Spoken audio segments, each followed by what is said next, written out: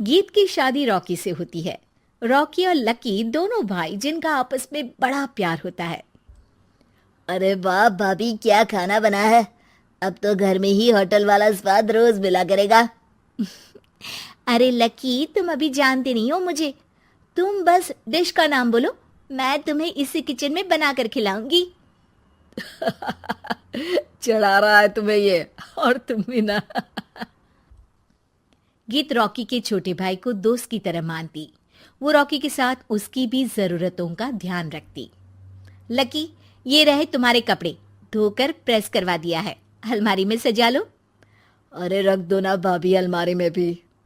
हाँ हाँ, सब भाभी करेगी तो तू क्या करेगा। रहने दीजिए ना माँ जी, शादी हो जाएगी तो खुद ही सुधर जाएगा। अरे रहने दो यार, तुम दोनों मेरे कपड़े यहीं पे रख दो। एक कपड़े अलमारी में रखने को क्या बोल दिया, शुरू हो गई। एक दिन, रॉकी सुनिए ना, कल जल्दी आ जाना, मुझे मायके जाना है, या सुबह छोड़ दीजिए और शाम को लेकर आ जाना। अरे नहीं नहीं, कल तो बिल्कुल पॉसिबल नहीं है, कल मीटिंग है। तुम लकी के साथ चली जाओ ना, और उसे कह देना कि शाम को लेकर भी आ जाएगा। लकी भाभी को लेकर मायके जाता है, शाम को लेकर भी आता है।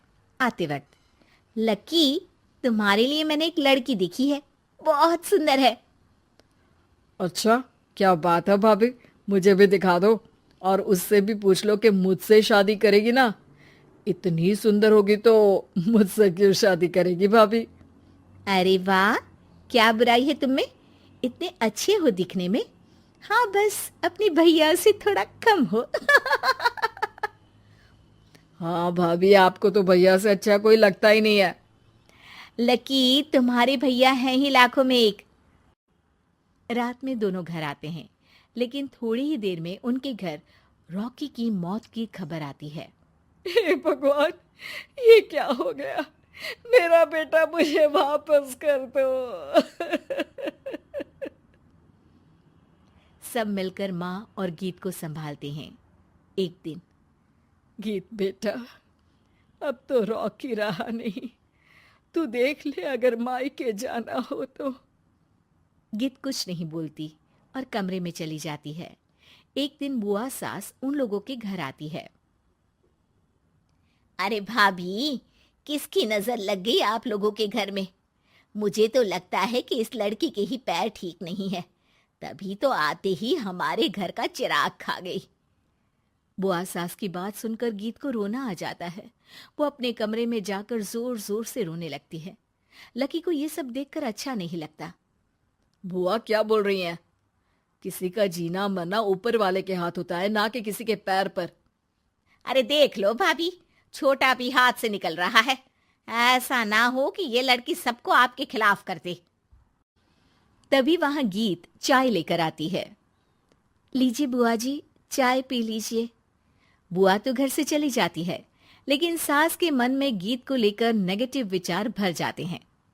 अब देख गीता, बहुत हुआ, यहाँ रहकर भी कुछ नहीं होगा। अच्छा होगा कि अपने मम्मी पापा को बोल के तुझे यहाँ से लेकर जाए। और गीत अपने मायके चली जाती है, जहां आस पड़ोस के लोग कहते हैं, अरे रे, बेचारी की शादी के 2 साल ही हुए थे, लेकिन पति नहीं रहा। सास ने भी घर से निकाल दिया। देखो भाई भाभी कब तक साथ रखते हैं। और शादी करा देनी चाहिए इसकी, तो उम्र ही क्या है इसकी। हाँ, लेकिन करेगा कौन। एक तो शादीशुदा, ऊपर से कलंक पति की मौत का। तभी वहां लकी आ जाता है और वो पड़ोसियों की बात सुन लेता है। लकी, तुम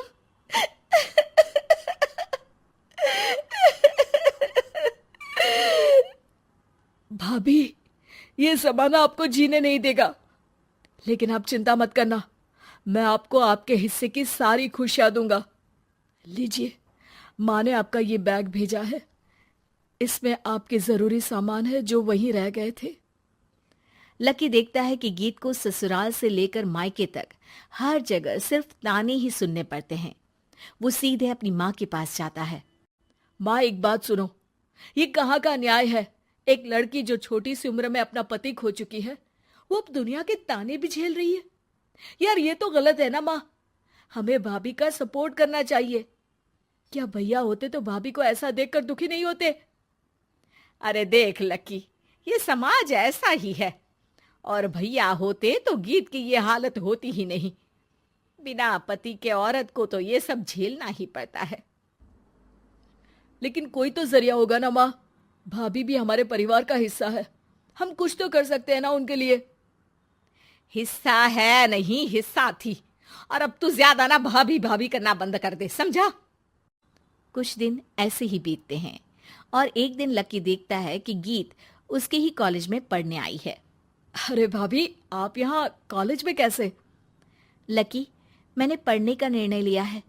शादी के कारण मेरी पढ़ाई को बीच में ही रोक दिया गया था, पर अब जब कुछ नहीं बचा तो मैंने सोचा पढ़ाई में ही मन लगाऊं। अरे आपने बिल्कुल सही सोचा भाभी। किसी भी तरह की कोई भी जरूरत हो तो प्लीज बिना किसी हिचक के बताना, मैं हूं आपकी मदद के लिए।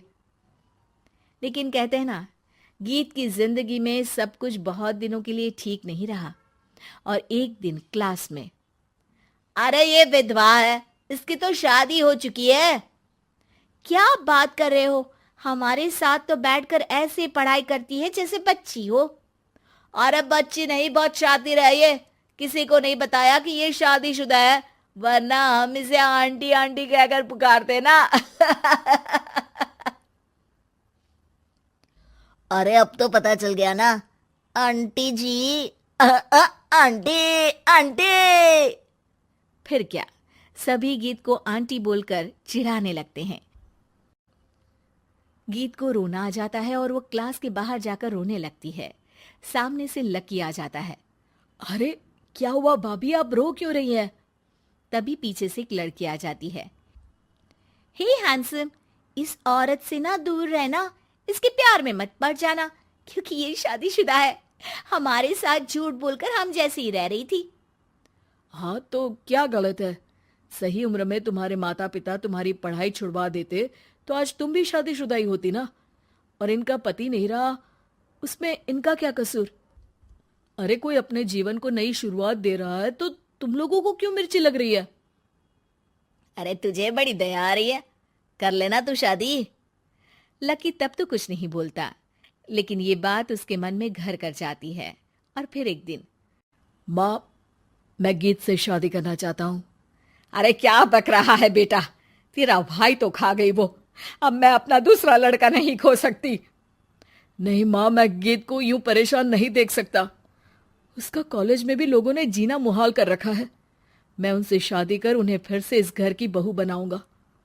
तुम मानती हो तो ठीक है, नहीं तो मैं घर छोड़कर चला जाऊंगा। अरे मुझे मंजूर है बेटा। लकी माँ के साथ गीत के घर जाता है और उसका हाथ मांगता है। घर वाले मान जाते हैं। थोड़े से इनकार के बाद गीत भी लकी से शादी करने को मान जाती है।